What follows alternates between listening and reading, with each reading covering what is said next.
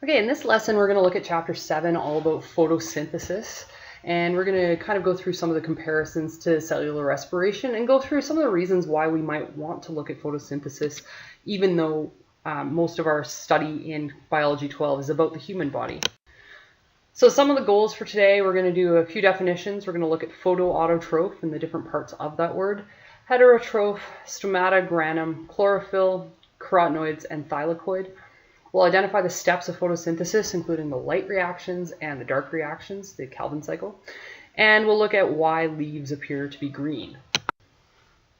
So first off, looking at the equation for photosynthesis, we've got water plus carbon dioxide yielding sunlight plus oxygen and glucose. This reaction, if you compare it to cellular respiration, is pretty much the exact opposite. In cellular respiration, we have our glucose plus oxygen yielding water and carbon dioxide. Plants are doing the opposite. Now, even though the reaction is opposite, the products and reactants, I should say, the series of steps that get there are not the opposite. So we don't go through glycolysis and Krebs cycle and things like in reverse. So it's a little bit different that way. The other thing that I want to bring to your attention is the fact that plants not only do photosynthesis, but they also do cellular respiration. So they do both to get their energy. So don't think that just because we're doing photosynthesis that the plants can get their energy from photosynthesis. There's a reason for it. So some of the products of photosynthesis, the reasons why photosynthesis is so important, especially in animal systems as well, is number one, they are providing fixed carbon. Fixed carbon is basically turning inorganic carbon to organic carbon. So we're taking the oxygen from the atmosphere, or not oxygen, carbon dioxide from the atmosphere and turning it into glucose, which plants and animals can then use to generate ATP. The other part is getting energy source. So the glucose molecules are then used by the plant to make ATP, which is fueling all of their cellular functions as well. The importance of photosynthesis, animals all require or need photosynthesis. We need photosynthesis because it is the base of our food chains. Plants are called photoautotrophs. If you look at the definition, photo means light, auto means self, and troph means eater. So basically these are the self-feeders through light. They are able to use energy from the sun to introduce energy to systems. So they are making glucose. The glucose can then be broken down by the plant itself for energy, or animals can eat that plant and the energy is transferred to the animal. Animals are heterotrophs, which means they have to get their fixed carbon from a different source, such as other plants or other animals. Plants also generate atmospheric change. They generate oxygen, they remove carbon dioxide from the atmosphere, so they are absolutely vital to our ecosystems. The two steps of photosynthesis that we're going to cover today are the light reactions and the dark reactions. And dark reactions are sometimes just called the Calvin cycle or light independent reactions. You can see them in the cell kind of as an overview happening right here. All of the photosynthetic processes happen in chloroplasts. So chloroplasts are carrying out photosynthesis. If you take a look at the little diagram, you can see these little stacks of green discs. Those little discs are called thylakoids, and when you get the whole stack going together, it creates a granum. The granum is where the photosynthetic pigments are located, and that's where the light reactions take place.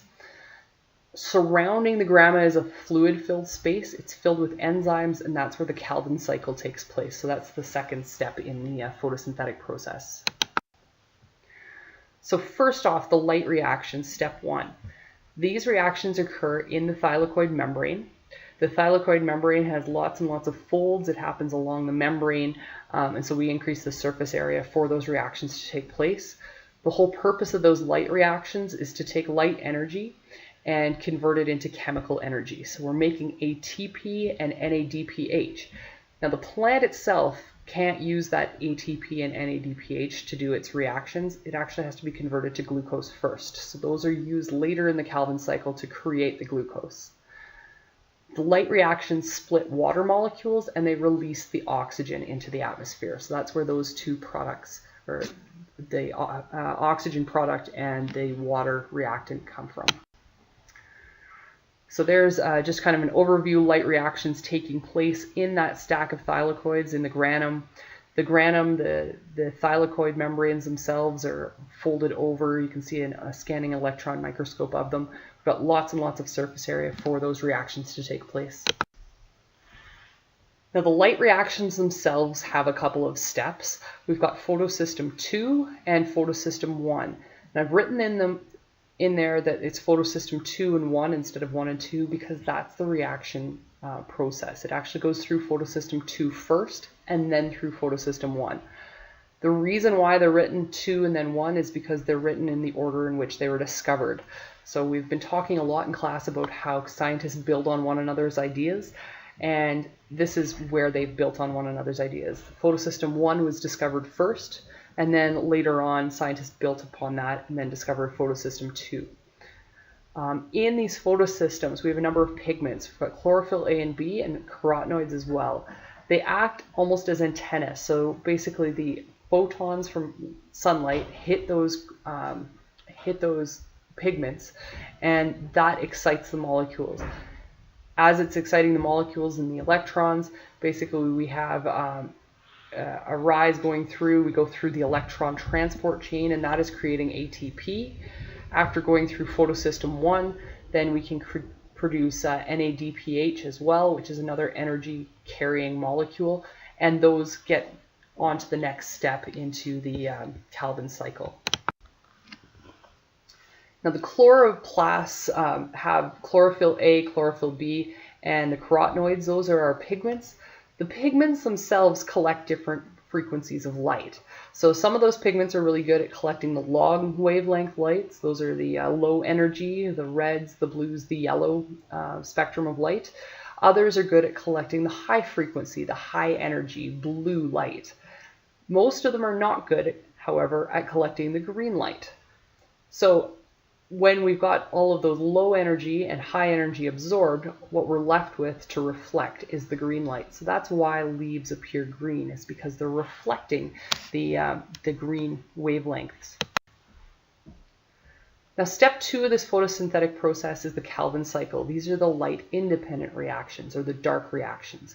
The reason they're called that is because they don't require light to occur. The Calvin cycle is cyclical, just like the Krebs cycle, but it uses different enzymes and has different end results and different inputs. So it's not great to compare it directly and say it's just like the Krebs cycle. We have carbon dioxide coming in. There's an enzyme that helps change the carbon dioxide and join carbon dioxide molecules together to form sugar. In the process of doing so, in breaking and creating those bonds, it uses chemical energy. So our ATP is then cleaved and it becomes adenosine diphosphate, ADP. The NADPH loses its hydrogen, becomes NADP, and that's another ion. Those two molecules get recycled back to step 1. As a result, we get sugars forming, and the cycle continues with more input of carbon dioxide and more ATP and NADPH from the previous reactions. So to summarize here, we have light coming into this chloroplast. In the thylakoid membranes, that's where the light reactions are taking place. It contains the pigments.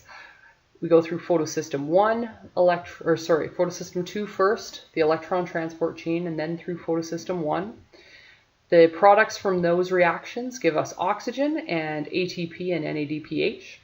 The ATP and NADPH are put into the Calvin cycle along with carbon dioxide from the atmosphere.